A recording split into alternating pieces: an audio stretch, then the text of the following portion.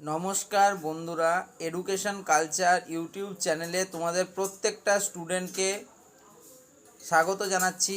তো আজকে দেখো আমাদের এই যে সেশন, তো জেক্সপো ভোকলেট সেশন কিন্তু যেটা এক্সাম যদিও না হোক তবুও তোমাদের আমি এখনও জেক্সপো ভোকলেট ক্যান্ডিডেট বলে আখ্যায়িত করছি। তার কারণ রয়েছে।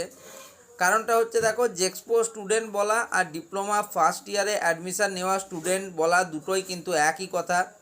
আর ডিপ্লোমা সেকেন্ড ইয়ারে অ্যাডমিশান নেওয়া স্টুডেন্টদিকে অনেক সময় ভোকলেট স্টুডেন্টও বলা হয়ে থাকে, ফলে এগুলোকে আলাদা করে গুলিয়ে নেওয়ার কোনো কারণ নেই। তো 2024 সালে এটা হচ্ছে আমার ফার্স্ট কিউএনএ ভিডিও তোমাদের জেক্সপো ভোকলেট 2024 সালের ওপর। তো এই ভিডিওতে আমি তোমাদেরই করা সবথেকে বেশি যে প্রশ্নগুলি আসে সেই প্রশ্নগুলি নিয়ে আলোচনা করব, যেটা কিন্তু তোমাদের এমনকি কাউন্সিলিং থেকে শুরু করে ক্লাস শুরু হওয়ার পরেও তোমাদেরকে কিন্তু অনেকটা সহায়তা করবে। তো সবার প্রথমে তোমরা জানো যে তোমাদের যে কোনো পরীক্ষা দেওয়ার আগে ফর্ম ফিল আপ একটা অত্যন্ত গুরুত্বপূর্ণ কিন্তু জিনিস। সেই ফর্ম ফিল আপ কিন্তু তোমাদের যে কোনো পরীক্ষার হয়ে থাকে, তেমনি কিন্তু তোমাদের জেক্সপো ভোকলেটেরও ফর্ম ফিল আপ অলরেডি চালু হয়ে গিয়েছে ফেব্রুয়ারি মাস থেকে। ফেব্রুয়ারি মাসের শেষের দিকে চালু হওয়ার পর ফর্ম ফিল আপের জন্য তোমরা কিন্তু ইতিমধ্যে 1.5 মাসের বেশি সময় পেয়ে গেছো। তোমাদের আজকে কিন্তু তোমাদের মার্চ মাস শেষ হচ্ছে। এরপরে তোমরা কিন্তু এপ্রিল মাসটা এবং মে মাসের 15 তারিখ অবধি এখনও অবধি যা ডেট, সেটা কিন্তু তোমরা ফর্ম ফিল আপ করতে পারবে। যদিও এই ফর্ম ফিল আপের ডেট কিছুটা হলেও পরিবর্তনযোগ্য, অর্থাৎ দিন কিন্তু বাড়তে পারে। কারণ এখানে একটা বিষয় হচ্ছে যে এখানে তোমাদের কিন্তু ভোট রয়েছে। তাছাড়া তোমাদের যারা ক্লাস 10th এবং 12 স্টুডেন্টরা যারা এক্সাম দিয়েছো 2024 শিক্ষাবর্ষে দাঁড়িয়ে, তাদের কিন্তু রেজাল্টটাও একটা বিরাট বড় ফ্যাক্টর হিসেবে এখানে কাজ করছে। কারণ তোমরা জানো জেক্সপো ভোকলেট যে কোনো ফর্ম ফিল আপের ক্ষেত্রেই তোমাদেরকে কিন্তু মাধ্যমিক বা উচ্চ মাধ্যমিক সায়েন্স বা আইটিআই বা তোমাদের যে ভোকেশনাল কোর্সেস তার মার্কস কিন্তু সেখানে লিখতে হচ্ছে, মানে সাবমিট করতে হচ্ছে কত পেয়েছো। তাই কিন্তু তোমাদের জন্য এটা ইম্পর্টেন্ট। এবার আসি অন্য কথায়, যে প্রশ্নগুলি তোমরা করো যে এর পরে পরে দাদা আমাদেরকে কি করতে হবে। আমি ফর্ম ফিল আপ করেছি, এর পরের পথটা কি হবে। দেখো, যে কোনো ক্ষেত্রে ফর্ম ফিল আপের পর বেশিরভাগ ক্ষেত্রে পরীক্ষা হয়ে থাকে, কিন্তু যেহেতু তোমাদের এই বছরে স্টেট কাউন্সিল থেকে হোক বা তোমাদের কারিগরি শিক্ষা দপ্তর থেকে হোক সিদ্ধান্ত নেওয়া হয়েছে যে তোমাদের কিন্তু পরীক্ষা হচ্ছে না, সেহেতু তোমাদের কিন্তু কোনো পরীক্ষা দিতে হচ্ছে না। তোমাদের তাহলে কিসের ভিত্তিতে নির্ধারণ করা হবে র্যাঙ্ক? সেই র্যাঙ্ক নির্ধারণ করা হবে তোমাদের মাধ্যমিকে প্রাপ্ত নাম্বারের ভিত্তিতে ডিপ্লোমার প্রথম বর্ষে অ্যাডমিশনের জন্য এবং ডিপ্লোমার দ্বিতীয় বর্ষে অ্যাডমিশনের জন্য তোমাদের মূলত এইচএসের যে নাম্বার রয়েছে, বা তোমরা যারা সায়েন্সের স্টুডেন্ট তাদের ক্ষেত্রে, যারা ভোকেশনাল করেছো তাদের ক্ষেত্রে ভোকেশনালের নাম্বার, এবং আইটিআই পাস স্টুডেন্টদের আইটিআইয়ের নাম্বার কিন্তু গ্রাহ্য হবে।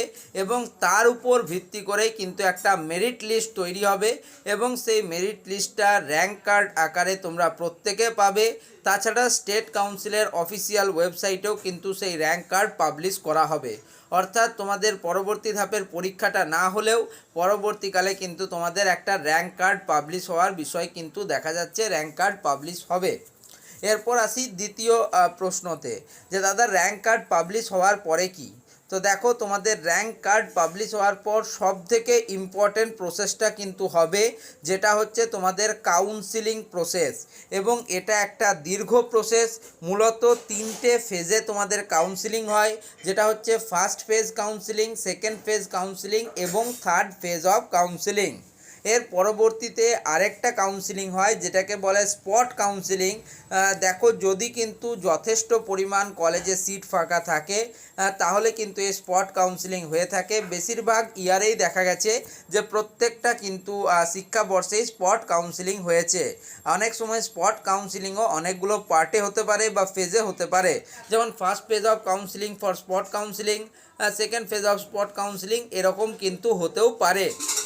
এর পরবর্তীকালে কি, তো তোমাদের কাউন্সেলিংয়ের সময় তোমরা কিন্তু নির্দিষ্ট তোমাদের র্যাঙ্কের ভিত্তিতে বিভিন্ন কলেজ তোমরা সাজাও এবং তার মধ্যে থেকে কিন্তু তোমরা কলেজ পেয়ে থাকো। এবার ধরো তুমি তোমার সাজানোতে কলেজটাতে সন্তুষ্ট, তা তুমি অ্যাডমিশান নিতে চাও, সেক্ষেত্রে তুমি কলেজে অ্যাডমিশানের জন্য যেতে পারো। এটা প্রথম ধাপ। দ্বিতীয় ধাপ হচ্ছে হয় তুমি কিন্তু অটো আপগ্রেডেশন প্রসেসে অংশগ্রহণ করতে পারো, যে এই কলেজটা তোমার পছন্দ হয়নি, তুমি কিন্তু তোমার উপরের সারির অন্য কলেজগুলো চাও, সেক্ষেত্রে তোমরা অটো আপগ্রেডেশন প্রসেসে অংশগ্রহণ করে কিন্তু আবার সেকেন্ড ফেজের জন্য এলিজিবল হতে পারো। তো যদি তোমার সব কিছু ঠিকঠাক থাকে এবং তুমি ফার্স্ট ফেজে কলেজ পেয়ে গেলে এবং তাতেই তুমি অ্যাডমিশান নিতে চাও, সেক্ষেত্রে তোমাকে কিছু ডকুমেন্ট তৈরি করতে হয়। সেখানে কিন্তু অবশ্যই তোমাদের অ্যান্টি র্যাগিং, ডোমিসাইল, মেডিকেল ফিটনেসের মতো সার্টিফিকেট থাকে, যেগুলো সম্বন্ধে তুমি যদি এই কাউন্সিলিং সম্বন্ধে ডিটেলসে জানতে চাও, তাহলে জেক্সপো ভোকলেট আমার যে কারেন্ট প্লেলিস্ট রয়েছে, যেখানে জেক্সপো ভোকলেট 2023-এর পুরো কাউন্সিলিং প্রসেস একদম A to Z শুরু থেকে শেষ পর্যন্ত ডিটেলসে দেওয়া আছে। তোমরা ওই প্লেলিস্টটা একদম ভালো করে ফলো করবে। আর র্যাঙ্ক কার্ড নিয়ে অনেকের প্রশ্ন যে দাদা আমার এত মার্কস পেয়েছি, তাতে আমার কত র্যাঙ্ক হতে পারে। তো তোমাদের আমি একটু বলে দিই, দেখো মার্কস ভার্সেস র্যাঙ্কের ভিডিও তখনই আসা সম্ভব যখন না ফর্ম ফিল আপ প্রসেসটা শেষ হচ্ছে। কারণ ফর্ম ফিল আপ প্রসেস শেষ না হওয়া অবধি কতজন স্টুডেন্ট ফর্ম ফিল আপ করলো, তাদের মাধ্যমিকে নাম্বার কীরকম রয়েছে, সেই সমস্ত অনেক বিষয় কিন্তু উঠে আসে।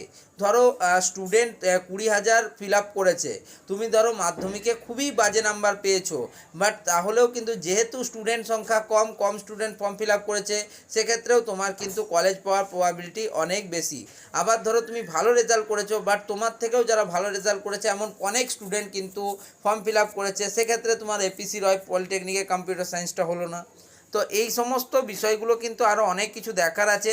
অলরেডি তোমাদের কিন্তু এখন অবধি 2024 সালের মাধ্যমিক বা উচ্চ মাধ্যমিকের রেজাল্টও আউট হয়নি, ফলে সেই রেজাল্টগুলো না পেলে এখন আমি হঠাৎ করে তোমাদের মার্কস ভার্সেস র্যাঙ্কের ভিডিও বানাতে পারবো না। আগের বছর কিভাবে এসেছিলো, তাহলে আগের বছর পরীক্ষা হওয়ার পর কিন্তু এই বিষয়গুলো আমি জানতে পেরেছিলাম, তাই মার্কস ভার্সেস র্যাঙ্কের ভিডিও দিয়েছিলাম এবং তা যথেষ্ট সফলও হয়েছিল। তো যাই হোক, এবছরও আমি সঠিক টাইমে তোমাদের মার্কস ভার্সেস র্যাঙ্কের ভিডিও দেব। যদিও দু একটা ভিডিও রয়েছে, তোমরা সেই প্লেলিস্টটা দেখতে পারো। তবুও আমি তোমাদেরকে বলবো যে তোমরা আরেকটু ওয়েট করে গেলে আশা করব তোমরা আরও ভালো এবং অ্যাকুরেট ইনফরমেশান কিন্তু পেয়ে যাবে। তো যাই হোক, এই ভিডিওটা যদি তোমাদের ভালো লাগে এবং মনে হয় যে এই ভিডিওটা তোমাদের হেল্পফুল ভিডিও, তাহলে অবশ্যই তোমরা ভিডিওটিকে ছোট্ট একটা লাইক করে দিও, চ্যানেলটিকে সাবস্ক্রাইব করো এবং বন্ধুদের মধ্যে ভিডিওটাকে শেয়ার করো। ধন্যবাদ।